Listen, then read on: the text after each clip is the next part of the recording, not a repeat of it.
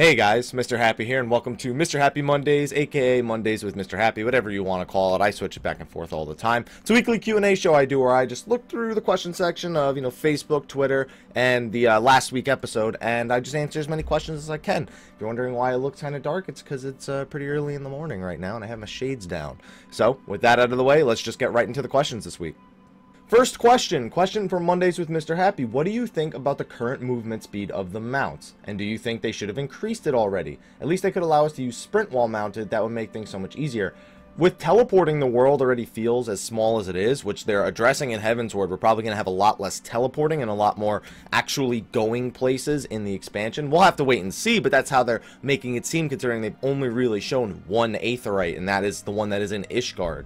So, I don't think the mount speed needs to be increased, and we already know that flying mounts, the act of flying, even though a flying mount can land and run, it'll be faster on ground than it'll be in the air. So, I'm curious just to see, if anything, mount speed's about to get slower because it'll be slower flying than it will be on land. So, no, I don't think we need the mounts to be any faster than they already are. Next question, how come you can't pick Rogue in the character select screen? Do you think they'll add it later? What do you think they will do with Dark Knight, Astrologian, Machinist in that regard? You probably will not be able to pick Dark Knight, Astrologian, Machinist right from opening the game. You'll probably have to reach Heavensward before you'll be able to touch those. And as for Rogue, I can't remember what the reason they did, because you have to get level 10 and then go over to the guild. After you unlock the armory system, you can unlock Rogue. I wasn't really sure what the reason was. I don't know if they just didn't feel like modifying the character select screen, but I feel like they did give a reason as to why you couldn't do it. I don't know. But I don't find any real good reason for not being able to pick Rogue out of the character select screen. But I'm almost sure we won't be able to pick Dark Knight, Astrologian, or Machinist out of the character select screen. I don't think that there's any chance of that happening. Next, hey Mr. Happy, question for week 21 of your awesome Q&A sessions. Thank you, sir. What do you think is going to happen to North American players on European servers once Square Enix introduces the European data centers? Do you think we'll be forced to switch servers or given the choice of staying where we are? Here's what you'll have your choice. You'll have a choice of playing like the Europeans have played for the past 2 years almost, or you can move to a North American server. I mean, it's pretty much the same thing that happened. All the servers used to be in Japan, so when they split it up from Japan to North America, there were a lot of Japanese players that left their North American servers to go play on, Japanese, English-speaking Japanese players who played with the Western audience, who just went back over to the Japanese servers for better ping and whatnot. So the same thing will probably happen there as well. The Europeans will move over to the European data centers, most likely, not saying that's for sure. And some North Americans will switch over to the North American ones if they were on a European data center. It's just what's probably going to happen. Next one, hey Mr. Happy, question for week 21. What do you think the level of quests will be in the new expansion? Will it start from 50 or level 1 since we get 3 new jobs? It will probably not start from level 1. If it were to start from level 1, that would mean that I don't know, because then you'd have 2 stories concurrently happening from 1 to 60, and I just don't see that happening, I mean, obviously you can make it so you have to finish 2.5 and then, but then think about it. Would you want to go back and do a level 1 quest after just finishing the 2.5 main story and then going back and doing level 1 quests? That most likely won't happen. I mean, we've leveled so many jobs in this game with only one real main story mission, which is from 1 to 50, and everything else has been fates, leaves, challenge log, hunting log, dungeons, roulettes, all that stuff. So no, I don't. It's gonna probably start right at level 50. I can't imagine it being 51. Just start it right at level 50. Next question for week 21. I see that you're enjoying Frontlines just as much as me. Are you planning on making a guide for Frontlines with basic strategies, drone and node times and stuff like that? I think it could really help the new Frontliners who want to get into it. It's something I hadn't really considered. I mean, that information, I could just point somebody to the most recent patch notes that actually updated Frontlines where they changed the node timings and all that. But basic strategies would be okay. The thing is, with basic strategies, since it's a 3-way team, if all 3 teams try to do the same thing, it's usually then ultimately it just comes down to individual skill. If all 3 teams are trying to do the exact same thing, which at the very beginning of the game most of the time they are, it's then when you have the advanced strategies of backcapping outposts, of making sure you're there mid, or ensuring that you're willing to change jobs to have enough healers, or to have at least 1 tank on each group to get the vitality buff. There's a lot of little things, so yeah, I guess it would come in handy, especially with the new rule coming in a couple of weeks. So I'll check out the new rule first, and then I'll decide if I want to talk a little bit more about Frontlines, try and encourage more playing of Frontlines. Next question. Hi, Mr. Happy. I'm currently a 112 Black Mage main. I've been focused on increasing my crit, but next to none of the Poetics gear has crit except for the chest bracelet. I want to upgrade, but I feel like it's not worth exchanging crit for accuracy. My accuracy is 510 and my crit is 536. Should I keep my crit gear and suffer the crit loss and upgrade? Well, you have to keep in mind that the value for each stat is dependent on how much intelligence you actually have. But even with that, the flat rates that you'll see on websites like Ariala.com will basically tell you most of the time, yeah, there are some changes that aren't worth making, going from a low item level up to a higher one. But even that's debatable because the increase in int usually throws off the scaling that these websites actually use. I would like to point out though that while you are going for crit, spell speed is an extremely powerful stat on Black Mage. So if you're ever losing crit and gaining spell speed most of the time, depending on the actual values on the piece, it's going to be a worthwhile trade for you. And also, you only need, somebody actually commented on that, you only need 515 accuracy for turn 13. Everything before turn 13, you don't need accuracy for, pretty much. If you're not doing Final Coil, I don't know what turn 10s is, but turn 9 is like, what, 471 for Black Mages, 471 accuracy. So if you want to wear less accuracy than that on pretty much every other piece of content before the Final Coil of Bahamut, go right ahead. Just make sure when you get to the fight where you need more accuracy that you have the right amount of accuracy. There's more than one best in slot list depending on what you're doing. Don't let anybody tell you there's only one. It's best in slot for one fight, but best in slot can apply to every single different fight in the game. So hopefully that helps you out. I'd say it'll probably be worthwhile to lose some crit if you're going to go up in intelligence. But if I were you, I'd go educate yourself on the most recent stat scalings, whether it be on Reddit or Ariala. I don't know which one has the most recent right now. Go educate yourself on that, and that should help you make your decision.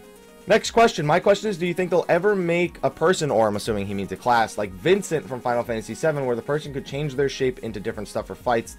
Well, that's basically the Druid of World of Warcraft, and, you know, shapeshifting is not something that's, you know, new to Final Fantasy games. I mean, villains have been doing it in Final Fantasy for ages, but it's been very rare that they just constantly switch between different forms. I'm not going to say we won't have a shapeshifting job, but I'm trying to think of what job would really fill that role. I mean, Beastmaster, they could even rework it instead of controlling pets to actually being something that transforms between pets. But that's not really to me, that's not really a Beastmaster. That's more like, I don't know. It's just not the same for me. I'm not saying we couldn't have it. I'm just not expecting it to happen anytime soon. Next question. Hola, Mr. Happy. Hola. Well, actually, it says holla because it's two L's. Whatever. Not really a question, more of in need advice. I'm getting into endgame. I need warrior and tanking tips for endgame. Maybe a warrior guide. My warrior guide back from 2.1 is not the worst thing that you'll see, but if you want something that's way more recent, way more in depth about being a warrior, DPSing while tanking at the same time, go to Xenos's Zach. I always call him Xenos's Zex. Just call Xenos's. Just you'll find him, trust me. If you ask anyone about him, he'll know what he does. Even if you just want to YouTube man mode Titan Extreme, you'll find his channel, and then you can find a warrior guide from there. So go check him out. He already has some great guides. Leave it in his hands. Next question. Have you played the 3DS Theatrhythm game? Nope, because I don't own a 3DS. So that's I would love to play it, but I'm not willing to buy a 3DS, pretty much. Just not willing to buy one. Okay, moving on. Next question. Person says, thanks for all the videos, Mr. Well, my happy. No problem. Question for week 21. Do you have any tips for dealing with tunnel vision? Every time I play as a tank, I suffer from it, and I can't seem to stop it from happening. When I play as a DPS or a healer, I'm fine. I don't suffer. It just sounds like you're not comfortable. It doesn't sound to me like you're comfortable with the tanking role. Because when something's second nature to you, you know, you can mess around. A lot of the times, if you come by my live stream, I'll be DPSing, and I'll be like this. Like, the game will be here, and I'll be looking at this monitor, looking at something else. Because I know what to do, I know how to do it, and then sometimes when I know something I need to pay attention to as I come back to it.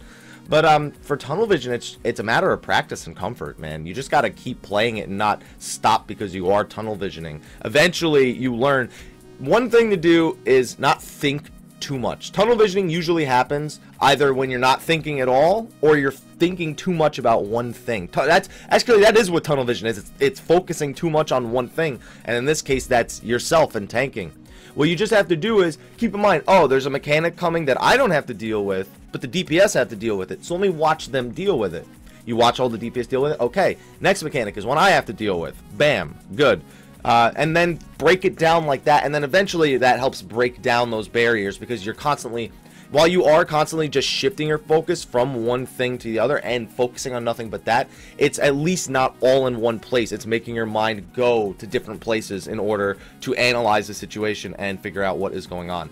So that should help a little bit, but really it's going to just come down to practice and comfort. That'll be the biggest thing. That'll be where you see the most improvement for fixing tunnel vision. I like this question. Hey, Mr. Happy, will all the gear in A Realm Reborn be obsolete once the expansion comes out? The answer is most likely. I don't think I need to go much further than that.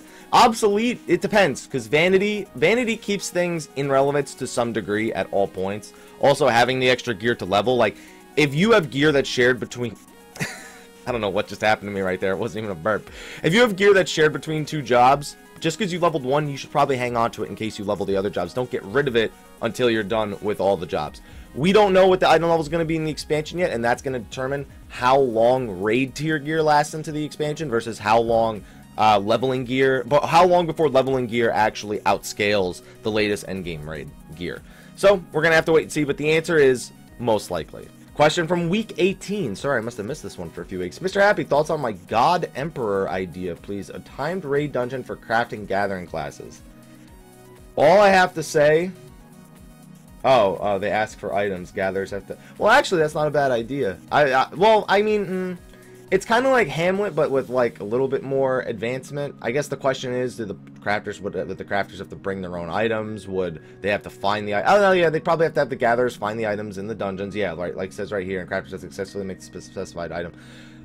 What would it give? What would it reward? What would crafters and gatherers benefit from doing this? Would they be able to get better crafting and gathering gear? Would they be able to get rare materials that you can't get anywhere else? And I'm totally for giving crafters and gatherers more content. You know, it never hurts to give a specific subset of the player base more content and more incentive to play those jobs, or classes in this case. But I have to question what the actual gain would be from this, outside of just something else to do. Because if there isn't a good reward at the end of it, they won't do it. And then the bigger question, do you need a certain gathering skill? Do you need a certain amount of materia melds in order to get into this thing? Would it bypass the need for materia melds? Would it help you get gear that bypass the need for materia melds? You have to wonder how all those things would throw off either the economy or throw off the natural state of progression that is for gatherers and crafters. So, not saying it's a bad idea, I'm actually a fan of it. It reminds me a little bit too much of Hamlet, but at least it's a little bit more adventurous and frontlines kind of deal than it is what Hamlet, where it's like craft items, throw them at the enemies, and good luck NPCs pretty much. So, it doesn't sound like a bad idea. It would just need to be handled very carefully.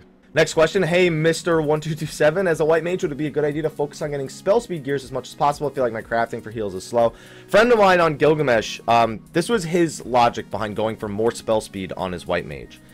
Heals are all timed, pretty much. In endgame content, all heals are timed. You know exactly when the boss is going to do something, when damage is going to be taken, when damage needs to be mitigated. So you know exactly when you need to cast a cure or cure 2, a stone skin, when you're going to need to be spamming cures, or when you're going to need to cure a lot of times in a short period of time. So it's all timed. So having stronger heals isn't necessarily needed, because you're already the heals are already calculated out before you start doing your gear upgrades. On top of that, having more crit is unreliable, because most of the time crit will just be overhealing, because you're calculating how much healing you're going to have to do, not based on, oh, if I get a lucky crit, on if I don't crit at all. So the crit is most of the time overhealing. And then determination is the same deal. You don't need the stronger heals, you don't need the crits. You know, they're nice, but they're not needed. I'm trying to think of what the other stat is. And piety, I don't know. I don't remember what he said about piety. But basically, for strict healing, he preferred spell speed over everything, because he was already doing enough healing as it was, and now just being able to do it more often would have been better. Now, if you're doing things like dungeons and you want to DPS, whether it be just single target DPS or spamming holy, having higher damage and having crits definitely comes in more handy. So keep multiple sets handy and play around with it for yourself, because I think that spell speed's a good stat for white mages, but I don't think that you should completely neglect, and you actually can't completely neglect the other stats just from the way healer itemization works.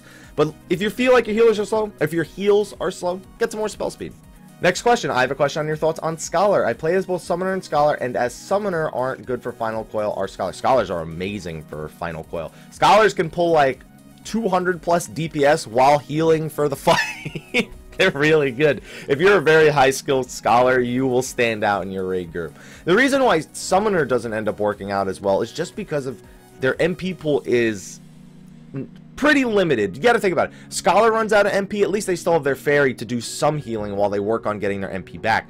Also, Scholar, they run out of MP, they spam a few energy drains, they get it back. It's not that big of a deal. If a Summoner needs to spam energy drains, they're using energy drain instead of Fester, which Fester is their primary damage option, so that's reducing their damage. They don't have enough MP to spread their dots to multiple targets, there's a loss of damage. They have to raise a single time, that's it, they're done. If they die at the beginning of the fight, that's it, they're done unless they get a ballad.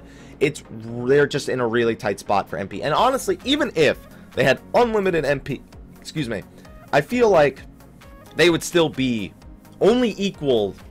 actually even maybe a little bit weaker than some of the other jobs. Just because on a lot of fights, there's times where there isn't a lot of time for the damage to ramp up on dots. While there are a lot of fights that it is totally beneficial on, there are some fights where it's just the enemies die so quick. Is it even worth putting your dots up on these enemies or whatnot? I could think of a few. Some ads in turn 13 die so fast that the dots barely even get the tick.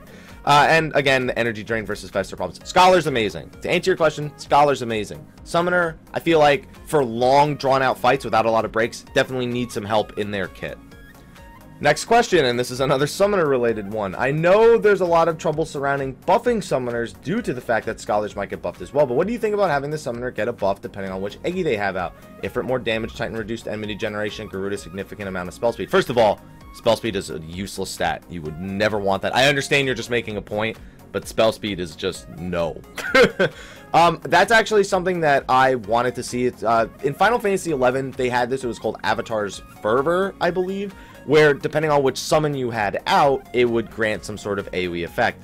Now, I don't necessarily think that having a permanent AoE buff would exactly be balanced, like Ifrit more damage, that would be overpowered, but some sort of added incentive, especially because we're getting 2 more Eggies at least. Maybe we'll get 3. We'll probably only get 2 more, but are those Eggies just going to replace these old Eggies like Ifrit and Garuda, or are they actually going to be new Eggies? Because that's a lot of Eggies for a game where only one summon is really useful 99% of the time already as it is. There would need to be some sort of added incentive for using these different Eggies. One big one, get Contagion off of Garuda, give it to Summoners. That would be a big one, because that is one of the big reasons that she saves so much MP, and MP is a big issue in the Final Coil of Bahamut. So, I'm not against the idea, I just have to question if a permanent buff would be a good idea in a fast-paced game like this. Whereas in Final Fantasy XI, it was super, super minuscule, but, you know, if you were keeping your summon out for all those times, it was eating away at your MP, and doing anything with your MP would get rid of, would shorten the amount of time you can make use of that buff. It would have to be balanced out, but I think they could do some sort of unique buff for each of the Eggies that you can use. Next question. Hey, Mr. Happy. Question from week 20. What is your favorite class of job or one you would recommend to play in PvP? Monk has always been my favorite. I just love the constant movement and the precision you need to get the maximum amount of damage. I mean, obviously, you can kind of finagle yourself around, not needing to be on the right side every single time and still do good damage. But the uptime that's required, the constant motion to keep your maximum... I love it. I love it. I don't get to play it, but I love it. But if you're looking for a job to play in Frontlines, Monk is good. I would say try Ninja first, though, because you're going to have a lot of fun playing Ninja, more or less. Ninja and Dragoon are probably my 2 favorite jobs to see in Frontlines, or to have on my team, other than the healers, of course, which if you want to try and play a healer, it's actually a good job to practice on, because you're going to get bullied a lot, and being able to handle the constant stuns, the constant sleeps, the constant 20 people jumping on your ass to try and kill you right at the start of a fight. If you can get used to that, you'll be better for Frontlines overall. Trust me. Alright, so I'm going to do 2 more questions. This next one is pretty lengthy, so that's what she said. That's not a joke for the internet to enjoy. So I'm going to do this one and one more, and then we're going to call it for this week, guys. I have a workout to do and a few other things I need to get taken care of.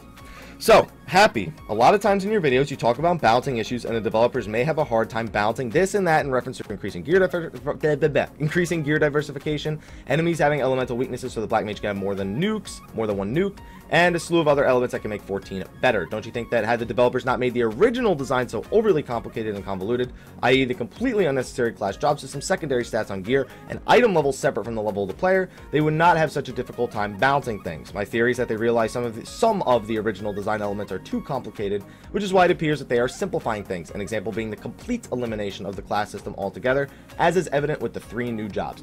Well, the 3 new jobs thing, we don't know. We just know they have no base class. We don't know much more about that. It's not like they're going to be getting rid of Arcanist and Pugilist and all that. So it's not really the complete elimination of the class system, as they actually, when they were going through the announcements of Astrologian and Machinist, they actually said they would be talking more about their design choice to have them have no base class at a later date. So I'm going to reserve I'm going to try to keep my speculations on that a little bit less than I have been lately until we actually hear what the actual design is behind it, because honestly we don't know jack all.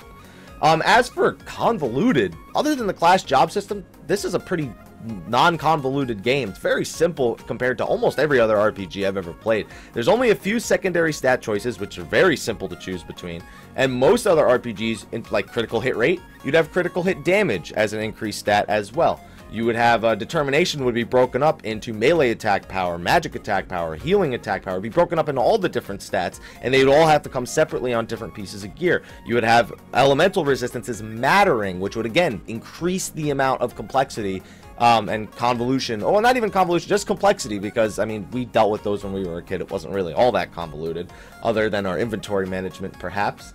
And the item levels being separate from the level of the player, that doesn't really seem to create too much of an issue. The only problem that creates is the scaling of power, where eventually certain jobs reach certain breakpoints faster than others. But I look back to Final Fantasy XI before they had item levels in that game. That game was an unbalanced mess. But it was okay because everything was unbalanced. See, that's what I like to say about like Final Fantasy XI and Dota 2. Like there's a lot of core elements that just were simply unbalanced and they didn't care. But there were other things, but because it was so imbalanced in certain ways, it made it balanced, if that makes sense. And really, gear diversification is really more of taking the simple game and making it more complex, not taking the complex game and making it more simple. It's actually the other way around from the way that at least I'm understanding that you're saying it. There's not really too much that would make or change the game that would make it easier or simpler. The only thing that they could do is get rid of the class system, which we don't even really know how that's going to work with the 3 new jobs. So to just assume that they're eliminating the class system is going a step too far. That I myself have said, oh, they're probably going to do it. Yeah, I went a step too far too. So realistically, it's not as simple as there were some convoluted systems. Like I said, the only one that was convoluted may have been the class job system. Everything else in this game is incredibly simplified.